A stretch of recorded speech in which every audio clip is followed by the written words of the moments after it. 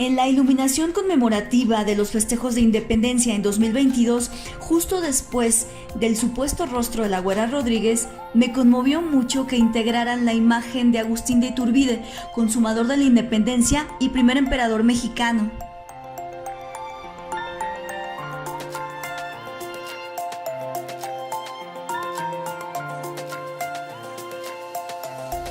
Y siguiendo el llamado de Agustín I, subo el volcán extinto del Chapulín, donde Weimar, último gobernante tolteca, se introdujera en la gruta de Zincalco para ya no salir.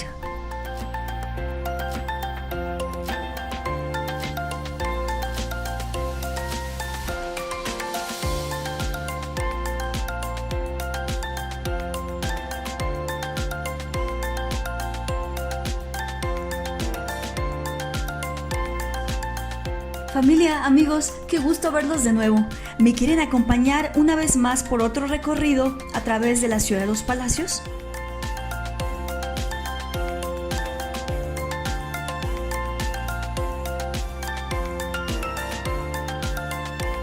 Cosme Damián Diego Agustín Iturbide y Aramburu nace en Valladolid, hoy Morelia, en 1783, el mismo año que el otro gran libertador, Simón Bolívar.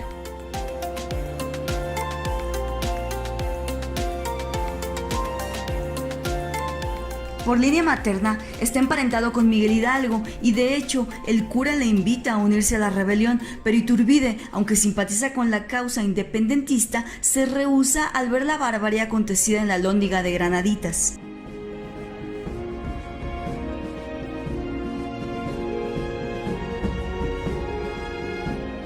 Seguramente ya habías visto este cuadro de autor anónimo que representa la entrada del ejército trigarante a la Ciudad de México por la calle de San Francisco, y a la derecha podemos ver la Casa Azul de los Condes del Valle de Orizaba.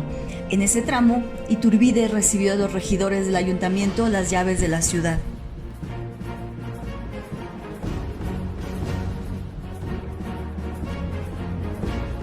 Se nos olvida o no se nos enseña o ignoramos u omitimos que de acuerdo a lo pactado con el Plan de Iguala y los tratados de Córdoba, esta nueva nación se constituiría como una monarquía moderada constitucional, teniendo por lo tanto un monarca a la cabeza.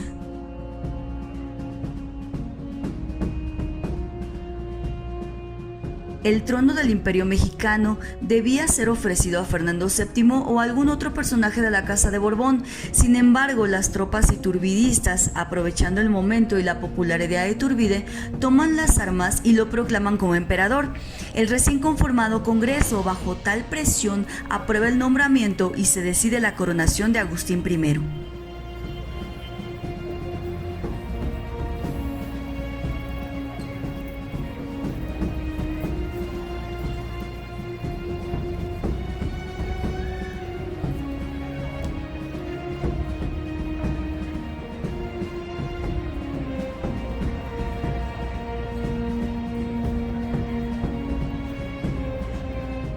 El palacio que ahora lleva su nombre fue construido entre 1785 y 1792 por Francisco Antonio de Guerrero y Torres, arquitecto también de la Casa de los Condes de Calimaya, hoy Museo de la Ciudad de México, y la Casa de los Condes de San Mateo Valparaíso, que es la casa matriz del Banco de México.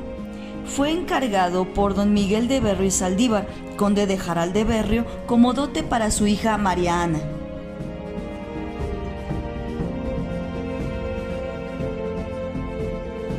En 1813, Juan Nepomuceno Moncada, hijo de María Ana, presta el palacio a Félix María Calleja, posteriormente a Juan O'Donojú y más tarde a Iturbide y a su familia, quienes viven ahí por no más de un año.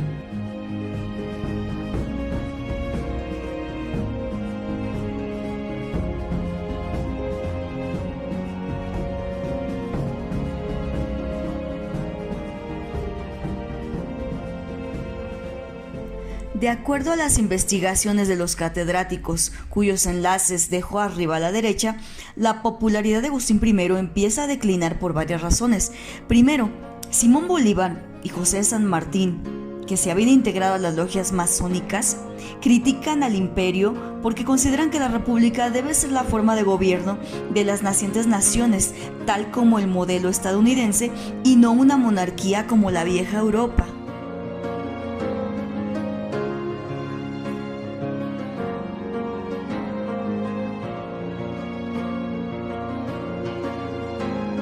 Segundo, Estados Unidos de América reconoce la independencia del país y designa a Joel Roberts Poinsett como primer enviado extraordinario y ministro plenipotenciario comisionado para investigar la situación real del gobierno. Además, él funda la logia Yorquín en el país y agrega a sus filas a gente como Vicente Guerrero y Guadalupe Victoria.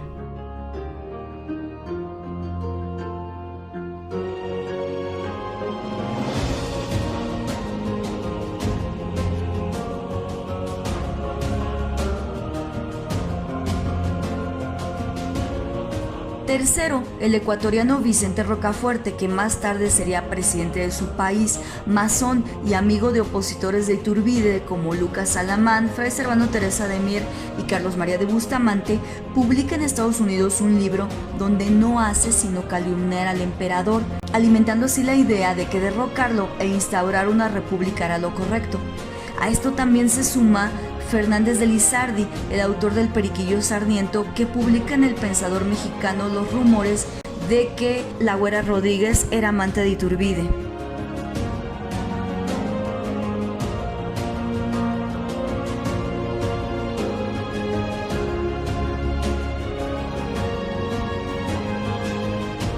Presionado por todos, Iturbide disuelve el Congreso e integra una junta instituyente.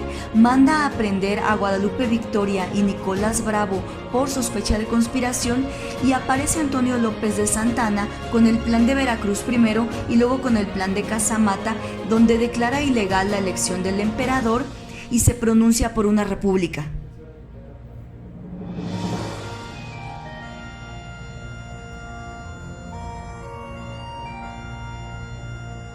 El ejército trigarante se une al plan de Casamata y todo esto conduce a que el 19 de marzo de 1823 Iturbide abdique al trono.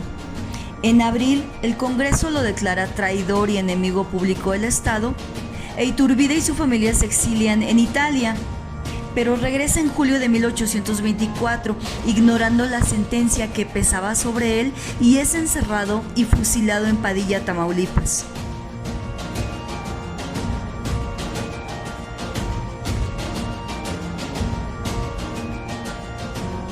En 1835, durante el gobierno de Miguel Barragán, los nombres de Guerrero e Iturbide son plasmados en letras de oro en la sala del Congreso. Y en 1838, Anastasio Bustamante ordena el traslado de los restos mortales de Iturbide para ser depositados en la Catedral Metropolitana.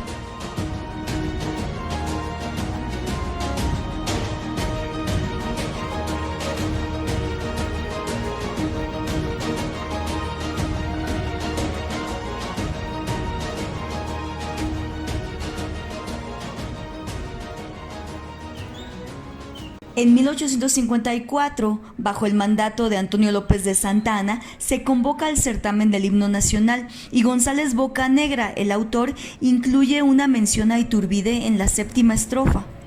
Si a la lid contra hueste enemiga nos convoca la tropa guerrera, de Iturbide la sacra bandera, mexicanos valientes seguid. Esta estrofa eventualmente fue removida del himno nacional y la versión actual fue decretada por Manuel Ávila Camacho en 1943.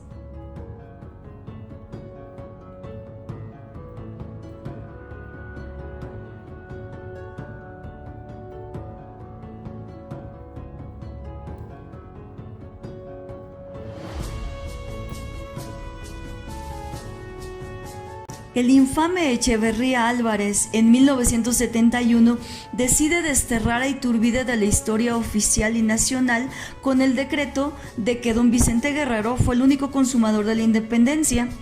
Y es así como queda claro que la historia de México, en palabras de la doctora Guadalupe Jiménez Codinach, no la escriben los historiadores, sino que se da por decreto presidencial.